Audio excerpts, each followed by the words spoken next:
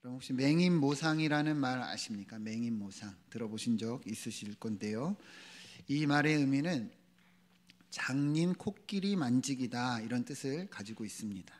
그 불교 경전인 열반경에서 보면 예전에 한 인도의 어떤 왕이 장님들을 모아서 코끼리를 만져보게 한 뒤에 이 코끼리가 어떻게 생겼는지 각기 이야기를 해보라 말하였다 합니다.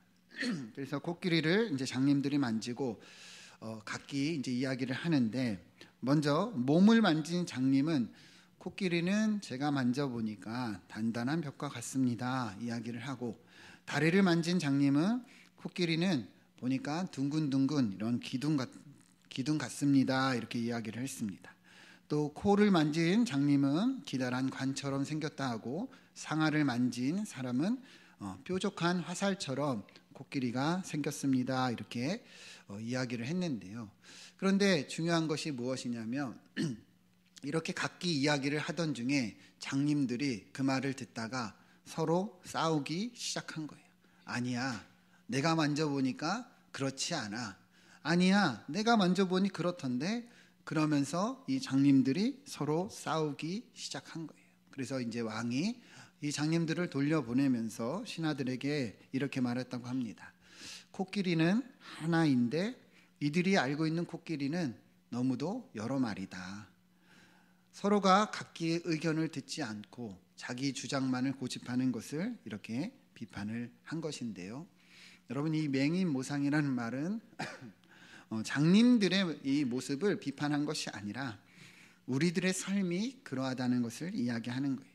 많은 사람들이 그렇게 자기가 경험한 것을 전체인 양, 자기가 부분적으로 아는 것을 전부인 양, 그렇게 착각한다는 것이죠. 그래서 자기 주장을 고집하고 다른 사람들의 의견을 잘 듣지 않으려 할 때가 많다는 거예요. 제가 신학교 다닐 때도 어떤 교수님이 이런 말을 하셨어요. 책 한 권 읽은 신학생이 제일 무섭다. 왜 그렇게 말했을까요? 책 한 권 읽고 신학을 마치 다 이해한 것처럼 이야기를 하려 하기 때문이죠. 신학의 세계는 너무도 넓고 방대한데 책 한 권 읽고 그것이 마치 아는 것처럼 이해하고 말하기 때문이다, 이렇게 이야기를 하셨는데요. 그러니까 이 의미가 무엇일까요? 우리가 모르는 부분들이 너무 많다는 것이죠. 그죠? 부분적으로 알지만 마치 전체인 것을 아는 것처럼 우리가 착각할 때가 많다는 거예요.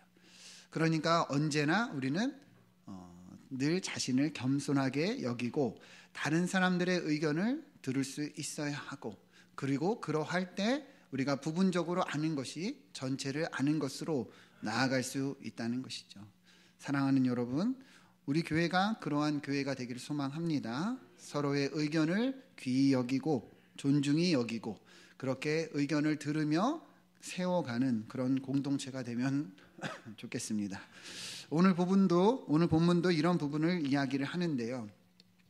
우리 지난주까지의 내용을 보면 예수님께서 야이로의 딸을 고쳐주시러 가시다가 혈루증 여인을 만났고 이 여인을 고쳐주시고 또 야이로의 집에서 죽은 이 딸을 살려주셨습니다. 그리고 오늘 본문을 보면은 이제 고향으로 이동하셨다 이야기를 하는데요. 1절 보시면 예수님이 이제 이곳을 떠나서 이제 고향 땅인 나사렛으로 가십니다. 그리고 이곳에 누가 함께 하느냐? 제자들도 같이 갔다, 이렇게 얘기를 합니다. 그리고 주님은 이 고향 땅에서 계시다가 안식일이 이르러 늘 그렇게 가르치셨던 것처럼 회당에서 이제 많은 사람들에게 주님의 말씀을 전하셨던 것으로 보여요. 그런데 이 주님의 가르침을 들은 사람들이 어떠하냐? 듣고 놀라 이르되, 이렇게 얘기를 합니다. 그러니까 주님의 가르침을 들은 이 사람들이 놀란 거예요. 주님의 가르침은 어떻습니까?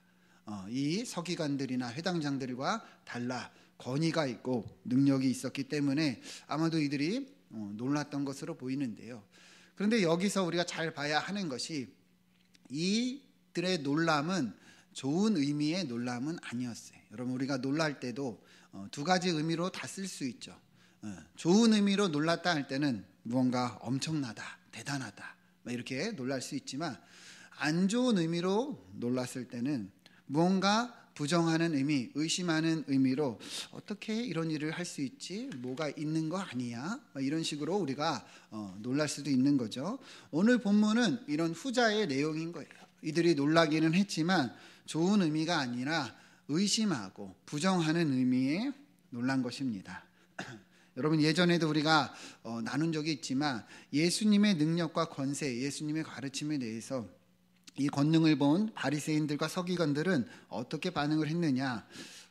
귀신의 힘을 빌린다, 바알세불의 힘을 입는다, 이렇게 얘기를 했었죠. 우리 마가복음 3장 22절 한번 같이 읽어보겠습니다. 시작. 예루살렘에서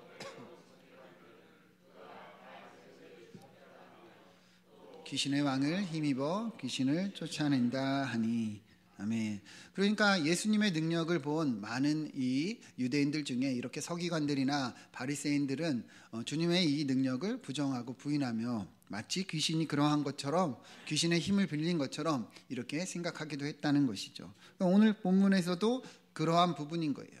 주님의 가르침에 이들이 놀랐어요. 그런데 뭐가 있지 않냐, 뭔가 부정적인 그런 의미의 놀람이었던 거죠. 그래서 이들이 이렇게 얘기를 합니다. 3절을 보면 이 사람이, 그러니까 예수님을 보면서 예수님의 가르침에 대해서 놀라면서 이렇게 얘기를 한 거예요. 이 사람이 마리아의 아들 목수가 아니냐, 야고보와 요셉과 유다와 시몬의 형제가 아니냐, 그 너희들이 우리와 함께 여기 있지 아니하냐고 예수를 배척한지라, 이렇게 얘기를 합니다. 여러분, 이 의미가 무엇입니까?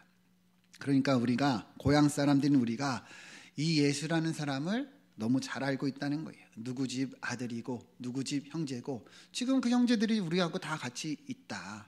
여러분, 왜 이렇게 얘기를 하겠습니까? 이렇게 말하는 의도가 뭐겠어요?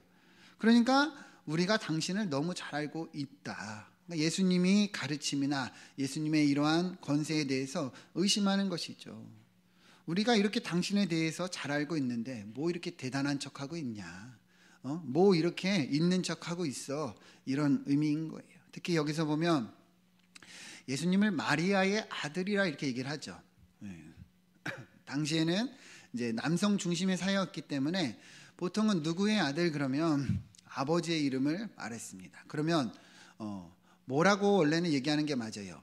요셉의 아들이라 얘기를 해야 되는데 마리아의 아들이라고 이렇게 얘기를 하는 거예요. 그러니까 이것도 무시하는 표현인 거예요. 왜 이렇게 얘기를 했느냐? 이제 학자들은 이제 두 가지 견해를 나타내는데, 먼저는 아마도 요셉이 이때 먼저 죽었던 것으로 보고, 그래서 아버지 없는 아들의 의미로 그냥 마리아 아들 이렇게 얘기를 했다고도 보고, 또 한편으로는 또 의미가 있는데요. 여러분, 이제 내일 모레면 이제 성탄절이지만 우리가 예수님의 이 탄생 배경을 잘 알고 있죠. 예수님은 동정녀 마리아, 그러나 결혼하지 않은 마리아에게서 성령으로 잉태하셔서 태어났어요. 그죠? 그래서 원래는 약혼 사이였던 요셉이 마리아가 임신한 것을 알고 조용히 이 결혼을 이제 끊으려고 했죠. 그러나 천사가 나타나서 다 이야기를 해주면서 이제 결혼을 하게 된 건데요. 여러분, 그러면 한번 생각을 해보세요. 그러니까 결혼을 한 후에 이제 아이를 낳았을 것인데, 학자들은 아마도 2달에서 3달 뒤에 마리아가 아이를 낳았을 것이다, 이렇게 봅니다. 그러면 이 작은 마을에, 이 정말 보수적인 이 유대 사회에서 마리아가 결혼한 지 몇 달 안 돼서 아이를 낳았다면, 여러분, 이 사람들에게 이것이 얼마나 가십거리가 되고 이야기거리가 되겠습니까? 마리아가 결혼도 하기 전에 아이를 가졌대. 혼전에 임신했대. 이 아이는 누구의 아이냐? 진짜 요셉의 아이가 맞을까? 아닐까? 이런 소문들이 이제 돌고 돌았던 것이죠. 그러니까 너가 마리아의 아들이다, 이렇게 이야기하는 것은 여러 의미를 가지고 있는 거예요. 우리는 너의 태생을 잘 알고 있어. 너는 마리아의 아들이지. 그러나 요셉의 아들인지는 우리는 몰라. 이런 의미까지도 가지고 있는 거예요. 그러니까 예수님에 대해서 우리가 너무 잘 알고 있다, 이것을 이제 표현하고 있는 그런 의미다 하는 것이죠. 그 속에 무시하고 배척하는 그런 말이 다 들어있는 거예요.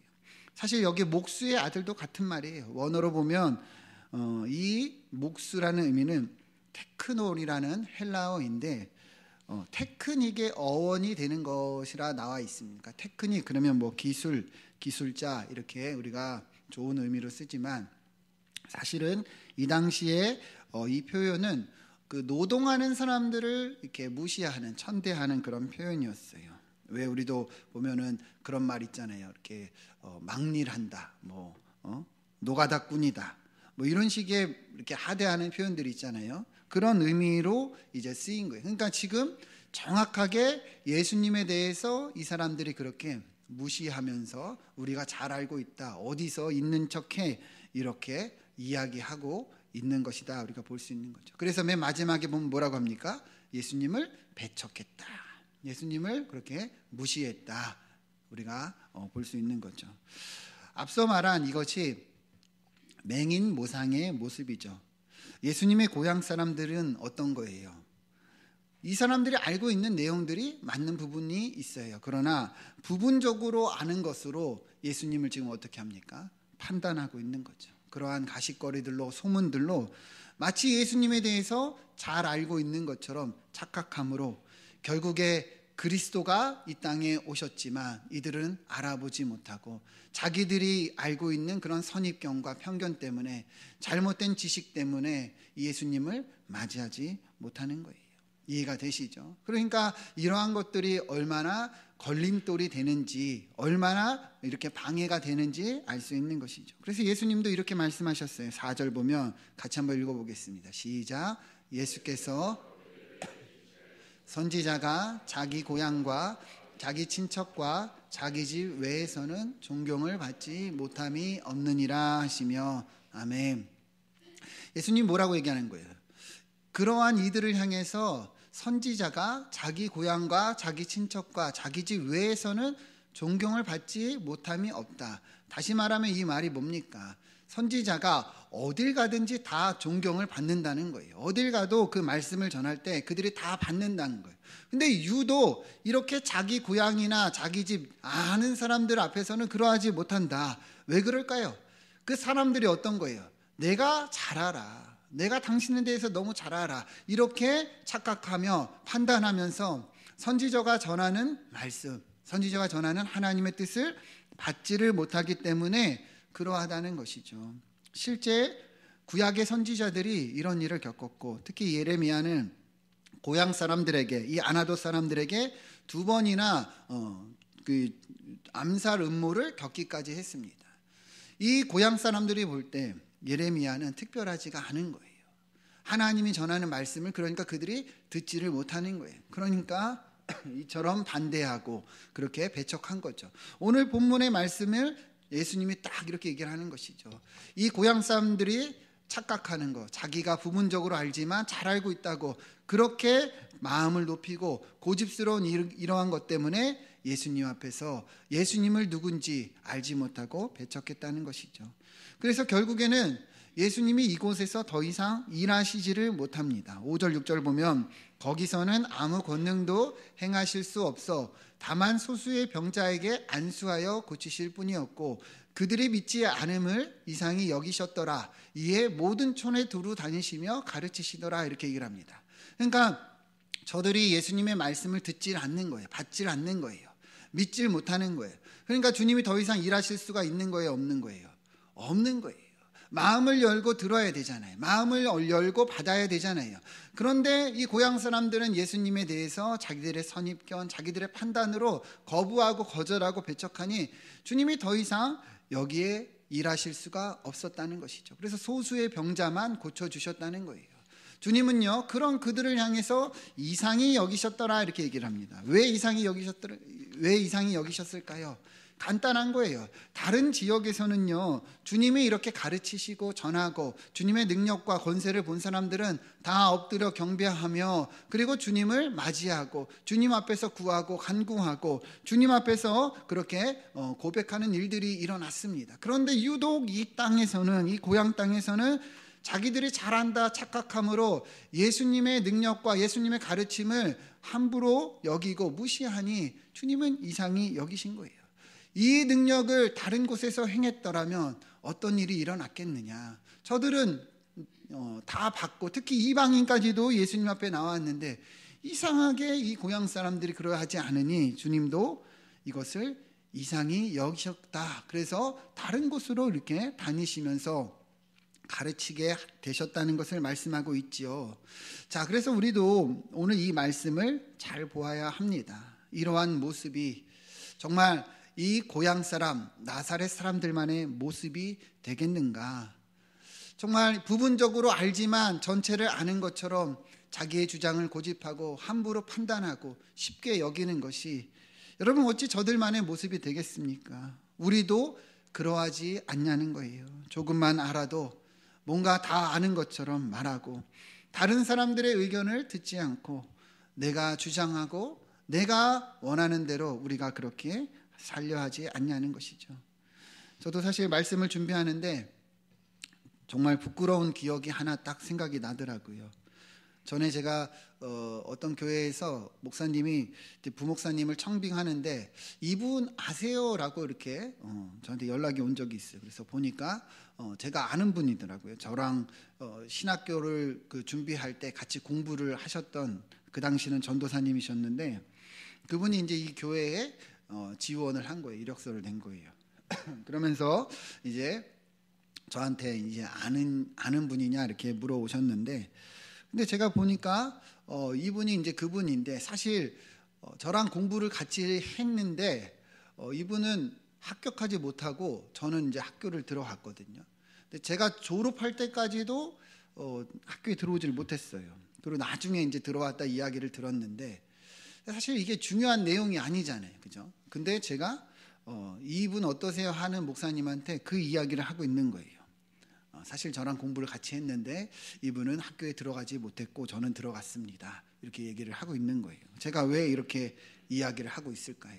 뭔가 제 자신은 뭔가 이렇게 좀 높이고 싶고 그분에 대해서 뭔가 이렇게 그분 좀 그래요 라고 이렇게 저도 모르게 이런 말이 나오는 거죠. 사실 이분은 그 당시에 전도사 사역도 하고 있었고 가정도 있었고 엄청 바빴어요. 공부할 시간이 없었던 거지요. 그런데도 포기하지 않고 계속 노력해서 학교를 들어갔으니 진짜 대단한 것인데 제가 그렇게 그냥 뭔가 아는 것처럼 쉽게 말을 하고 있더라고요. 그래서 말하는 제 자신이 갑자기 내가 지금 뭐 하고 있는 건가 너무 창피하더라고요. 그래서 이 상황에 대해서 다시 말씀드리고 그분이 정말 좋으신 분이셨거든요. 그래서 너무 좋으신 분이시고 저도 같이 공부하면서 많이 배웠다 이렇게 말씀을 이제 드리게 되었는데 정말 등에서 식은땀이 나더라고요. 내가 참 이런 사람이구나. 나도 모르게 이렇게 함부로 판단하고 아는 것처럼 얘기하고 그리고 그 사람을 이렇게 좀 깔면서 나를 좀 높이려고 하고 이런 게 내 모습이구나 이렇게 제가 생각이 들었는데요. 다행히도 그 목사님은 이제 그 교회에서 지금도 사역을 하고 계세요. 5년 넘게 사역하고 계신데 뭐 제 추천 때문은 아니겠지만 그래도 다행인 것 같은 제 마음은 있어요. 근데 여러분 이것이 사실 오늘 본문뿐 아니라 저에게뿐 아니라 우리의 모습이라는 것이죠. 마치 코끼리의 한 부분을 만지고서는 내가 잘 알아, 내가 경험해보니 그래, 내가 겪어보니 그래. 우리는 그렇게 다른 사람들을 함부로 의견을 듣지 않고 그리고 판단하는 일들이 많이 있다는 것이죠. 그러한 모습 때문에 이 나사렛 사람들이 더 이상 예수님이 일하시지 못하게 했다는 거예요. 그러니까 우리도 어떠한가? 우리도 늘 그렇게 우리가 다른 사람들의 의견을 잘 듣지 못하고 내가 경험한 것이 옳다고 착각하며 살고 있는지 아닌가 돌아봐야 한다는 것이죠. 사실은 제가 목회를 하면서 느끼는 거지만 이 강단에서도 말씀을 듣는 여러분들의 모습을 봐도 그러한 것이 다 드러납니다. 말씀을 들을 때도 여러분 우리가 어떤 마음으로 말씀을 듣느냐에 따라 이 말씀의 이 결과 열매는 달라질 수밖에 없어요. 그저 이 자리에 앉아서 내 마음이 높아져 있으면 여러분 말씀이 들릴 수가 없습니다. 그러나 반대로 말씀을 사모하고 겸손하게 마음을 열고 그 말씀을 귀한 것으로 들으려고 애를 쓴다면 여러분 어떤 일이 일어나겠습니까? 당연히 말씀이 마음에 들어오게 되죠. 신앙생활도 똑같은 거예요. 우리 교제할 때도 똑같아요. 서로가 서로를 귀히 여기고 서로의 의견을 들어줄 줄 안다면, 내가 겸손하게 다른 사람들의 마음을 듣고 공감할 수 있다면 교회와 성도는 이 만남 가운데서 역사가 나타날 수밖에 없습니다. 그러나 아무리 교제하고 나누고 모임을 해도 내 주장만 내세우려 하고 내 말이 맞다 그러고 내가 가르치려고 하고 다른 사람들의 의견을 들으려 하지 않는다면 그 공동체는 힘들 수밖에 없는 거예요. 그러니까 우리가 늘 어떤 마음으로 어떤 자세로 살아가야 되는가, 우리가 오늘 본문을 통해서 알 수 있는 것이죠. 왜 이 예수님이 고향 땅에서 능력을 행하시지 못하셨는가? 저들이 그러한 높은 마음과 높은 그런 자세로 인해서 그럴 수밖에 없었다는 거죠. 우리 사도 바울도 이렇게 얘기를 했습니다. 빌립보서 2장 3절 4절 보면, 아무 일에든지 다툼이나 허용으로 하지 말고 오직 겸손한 마음으로 각각 자기보다 남을 낮게 여기고 자기의 일을 돌볼 뿐더러 다른 사람의 일도 돌보아 나의 기쁨을 충만하게 하라. 아멘. 아무 일에든지, 여러분 이 말이 뭐게요? 무슨 일을 하든지요, 우리는요 다투거나 허용으로 하지 말라는 거예요. 허용이 뭐예요? 있어 보이는 척, 그죠? 오직 겸손한 마음으로, 앞서 우리가 나누었던 내용이죠. 우리가 느끼고 경험한 것이 전부가 아니라는 거예요. 다른 사람들의 의견을 들을 줄 알고 또 받을 수 있어야 된다는 것이죠. 그래서 오히려 더 나아가서 그 사람이 나보다 더 낫다, 더 높다, 우리는 그렇게 행해야 된다는 거예요. 그래서 내 일뿐만 아니라 주변 사람들의 일도 돌보면 하나님이 이것을 뭐라고 여기는 거예요? 기쁨이라 여기는 거예요. 그렇게 우리가 살아갈 때 하나님이 기뻐하신다. 하나님의 기쁨이 높아져 간다는 것이죠. 여러분, 이것이 교회의 모습이고 또 우리 교회가 이렇게 되기를 소망합니다.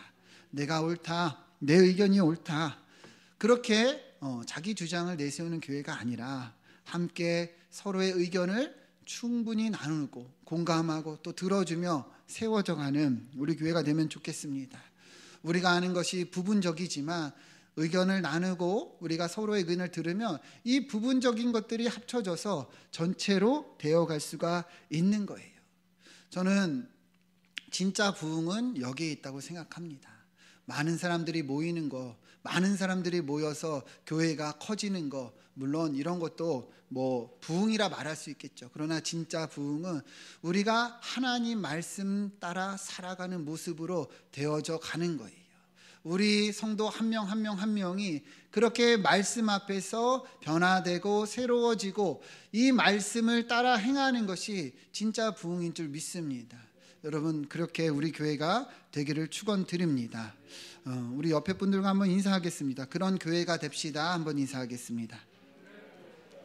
네, 서로 의견을 들어주고 또 존중하고 그리고 귀히 여기는 그런 공동체가 되면 좋겠습니다. 7절 말씀 보시면, 자, 이후에 이어지는 내용을 보면 예수님이 이제 이 제자들을 부르셨어요. 그리고 둘씩 함께, 그래서 귀신을 제어하는 능력을 주시면서 이제 파송하는 장면이 나타납니다.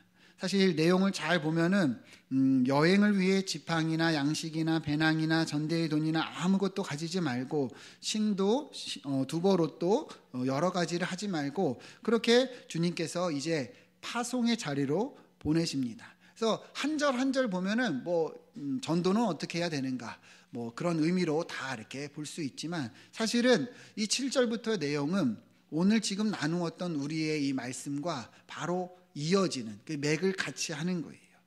예수님이 이렇게 제자들을 부르시고 이제 파송하는 장면으로 이어지는데, 여러분 한번 생각을 해보세요. 그러면 굳이 왜 예수님은 이 중요한 일을 앞두고, 이 사명을 주는 일을 앞두고 이 고향 땅에서 주님이 이렇게 배척당하시는 모습을 다 보게 하셨는가? 주님이 모르셨을까요? 다 하셨어요. 그런데도 제자들을 데리고 제자들과 함께 이 고향 땅에서 이 회당에서 가르치시며 어떻게 보면 수치와 모욕을 겪는 것을 다 보여주셨죠. 그죠? 그렇게 다 느끼게 하시면서 이제는 뭐예요? 보내시는 거예요. 너희가 이제 이 사명의 자리로 가라. 이렇게 나아가라. 그럼 왜 예수님은 이렇게 행하셨는가? 이유는 간단한 거예요. 예수 그리스도도요, 여러분, 말씀을 전하고 이 사명을 다하는 자리에서 이렇게 수치와 고난을 겪으셨다는 거죠. 예수님도요, 모욕을 당하고 예수님도요, 오해를 받고요, 예수님도 배척을 당하신 것을 이 제자들도 보게 하신 거예요. 그러면 여러분, 이 제자들도요, 복음을 전하는 자리, 이 사명의 자리에서 이러한 일들이 있다는 거예요, 없다는 거예요? 당연히 있다는 것이죠. 이제 주님의 가르침을 따라 나아갈 것인데 이 자리가 결코 좋은 자리만 있는 것이 아니라는 거예요. 고난과 역경도 있고 이처럼 모욕을 당하거나 배척을 당할 수도 있다. 그러할 때 뭐예요? 이상히 여기지 말라는 거예요. 이상히 여기지 말라. 많은 성도들이 그래요. 특히 교회 잘 안 다니거나 처음 다니신 분들, 아니면 잠깐 다니셨던 분들은 그래요. 교회가 왜 그러냐? 교회 다니는 사람들이 왜 그러냐? 그렇게 왜 이렇게 못됐냐? 그렇게 왜 이렇게 나쁜 짓을 하냐? 교회에서 왜 그런 일들이 일어나느냐? 부분적으로는 맞습니다. 그죠? 부분적으로 맞아요. 제 친한 친구도 교회 장로님한테 사기를 당해서 큰 빚을 져고 그런 일들도 있었어요. 교회가 어떻게 그럴 수 있느냐? 난 그래서 교회를 다니지 않는다. 이렇게 얘기하는 사람들이 있어요. 그러나 여러분, 그것이 전체 교회의 모습이 아닌 거예요. 그죠? 부분적으로 아는 거예요. 여러분, 교회에는요, 예수님을 진짜 믿는 사람도 있고 예수님을 닮고 싶은 사람도 있습니다. 그런데 예수님을 믿고 싶어 하지만 아직 연약한 사람들도 있고, 예수님을 믿고 싶지만 여전히 이 죄 가운데 있는 사람들도 많습니다. 죄인들이 모이는 곳이에요. 그러니까 저 사람 왜 저래? 저 사람 왜 저래? 이상한 것이 아니죠. 교회에서 보면요, 뒤에서 내 욕하는 사람들도 있고요, 뒤에서 무슨 일이 일어날 때도 있고요, 오해를 당할 때도 있고요, 수치를 겪을 때도 있어요. 교회가 왜 그러냐? 아니에요. 교회는 그러한 곳입니다, 여러분. 그러니까 교회에서 여러분들 수치를 당할 때 이상히 여기지 마세요. 여러분들이 예수 믿음으로 나아가서 복음을 전할 때 이상히 여기지 마세요. 예수님도 지금 그러하고 있다는 거예요. 이 나사렛 사람들 그러잖아요. 내가 잘한다, 내가 경험해보니 그렇다. 우리가 복음을 전할 때도 그럴 거예요. 내가 교회 다녀봤어. 예전에 내가 어릴 때 다녀봤어. 교회 가면 다 그렇던데 목사들이 다 그렇지 그렇게 말할 수도 있습니다. 그러나 이상히 여기지 말라는 거예요. 우리 주님도 그것을 다 겪으셨다. 그러니까 우리가 그러한 일들이 일어날 때 오히려 어떻게 여겨야 됩니까? 내가 사명의 자리에 있구나. 내가 보내심을 받았구나. 내가 부르심을 받았다는 그 자리에 있다는 것을 여러분 오히려 깨닫고 감사하면 되는 거예요. 우리가 이 사명의 자리로 나아갈 때, 우리가 이 사명을 전할 때 여러분 고난과 역경은 당연히 따를 수밖에 없는 것입니다. 그러나 이것을 이상히 여기지 말고 우리가 이 사명의 자리에 있다는 것을 알고 감사함으로 나아갈 때 오히려 하나님의 뜻이 이루어지는 것이죠. 특히 주님은 둘씩 제자들을 보내시며 또 양식이나 배낭이나 전대의 돈이나 여벌 옷도 가지지 말라 그랬어요. 그 말이 뭐겠어요? 하나님만 의지하라는 거예요. 여러분, 우리가 교회 안에서 함께 하지만 서로를 우리가 세우고 우리가 서로를 위해 기도하고 사랑하고 섬겨야 되지만 진짜 의지해야 될 사랑은 될 분은 누구예요? 하나님이십니다. 우리가 이 말씀을 기억하면서 우리가 하나님의 이 사명 앞에 바로 서기를 축원드립니다.